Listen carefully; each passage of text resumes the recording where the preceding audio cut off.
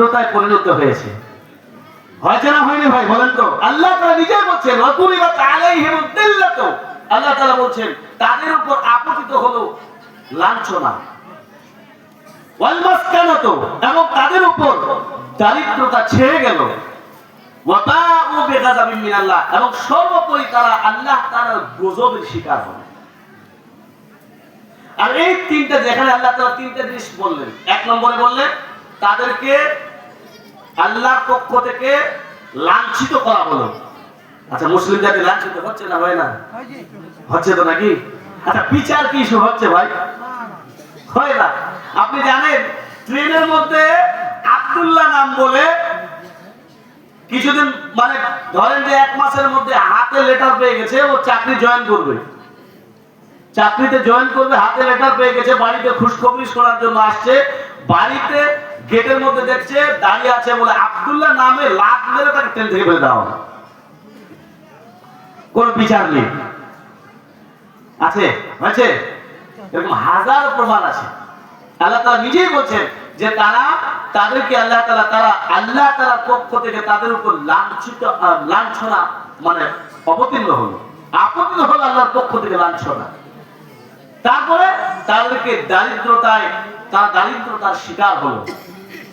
তারপরে বলছেন ওয়া বাউ বিগাযাবিন মিনাল্লাহ, এবং তারা চতুর্দিক থেকে আল্লাহ তাআলার গজবের শিকার হলো। তিনটা কথা এখানে আল্লাহ তাআলা বলছেন। আর এই তিনটা গজবের শিকার, তিনটা অশান্তির শিকার তিনটি কাজের মাধ্যমে। এগুলো কিসের কারণে হয়? এরপর আল্লাহ বলছেন যালিকা বিআন্নাহুম কানু ইয়াকফুরুনা বিআয়াতিল্লাহ।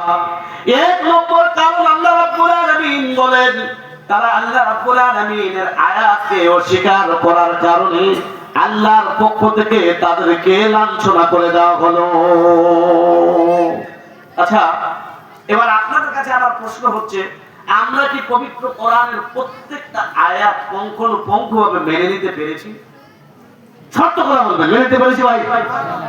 পারিনি। তো আল্লাহর পক্ষ থেকে আমি যদি পবিত্র কোরআনুল কারীমের আয়াতগুলিকে পুঙ্খানুপুঙ্খভাবে যদি মেনে নিতে না পারি, তো আল্লাহ তাআলা এখন পবিত্র কোরআনুল কারীমের মধ্যে বলছেন আফাতুমিনুনা বিবা'দিল কিতাব আও তাকফুরুনা বিবা'দ ফামা জাযাউ মান ইয়াফআলু যালিকা মিনকুম ইল্লা খিzyun ফিল হায়াতিদ দুনিয়া ওয়া ইয়ারুদ্দুনা ইলা আশাদ্দিল আযাব ওয়াল্লাহু বিগাফিলিন আম্মা তা'মালুন। আল্লাহ তাআলা স্পষ্ট করে বলে দিচ্ছেন যে আফাতুমিনুনা বিবা'দিল কিতাব, তোমরা কিতাবের একটা অংশকে গ্রহণ করবে আর একটা অংশকে তোমরা ছেড়ে দিবে, মানবে না। ফামা জাযাউ মান ইয়াফআলু যালিকা মিনকুম, যারা এইরকম করে, মানে একটা আয়াতকে মানলো আর একটা আয়াতকে অস্বীকার করে দিল, মানে একটা আয়াতকে মানলাম একটাকে অস্বীকার করলাম, হাজারো প্রমাণ দিয়ে যাব আপনাদেরকে যে আমরা পবিত্র কোরআনুল কারীমের প্রত্যেকটা আয়াত, এমনকি আলেম ওলামারা পর্যন্ত মেনে নিতে পারবে। জি, আপনি বলেন কেমন? যে হ্যাঁ আছে, অনেক বক্তা আছে দেখবেন, ওরা বড় বড় ভাষণ দেয়, কিন্তু দেখবেন নিজের ক্ষেত্রে ভুলে যায়। ওর স্ত্রীর পর্দা নেই, ওর বাড়িতে খোঁজ নিয়ে দেখে নেবেন, নামাজ নাই, রোজা নাই, হজ নাই, যাকাত নাই। এরকম হাজার মৌলবি আছে, আছে না নাই বলেন? আছে তো নাকি? হ্যাঁ, এরকম কথা বলতে তাহলে বুঝতে পারা যাবে ইনশাআল্লাহ।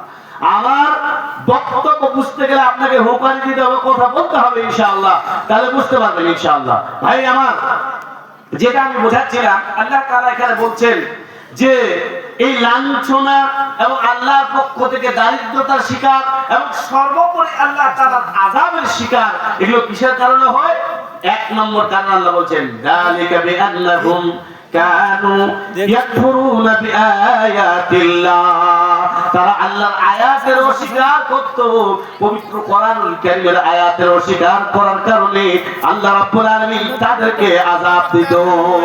এখন প্রশ্ন হচ্ছে, আমরা যদি পবিত্র কোরআনের আয়াতকে মেনে নিই, তাহলে আল্লাহ বলছেন যে না, তাহলে আযাব দেওয়া হবে না।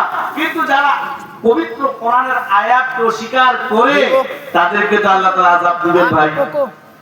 আমরা আয়াতকে পরিপূর্ণ রূপে মেনে নিতে পারিনি। কেমন মেনে নিতে পারিনি? আজকে আমি দেখলাম তার দাদুল্য প্রমাণ। আমরা জালসা করেছি আলহামদুলিল্লাহ। আচ্ছা, জালসা করাটা শরীয়তি বিধান অনুযায়ী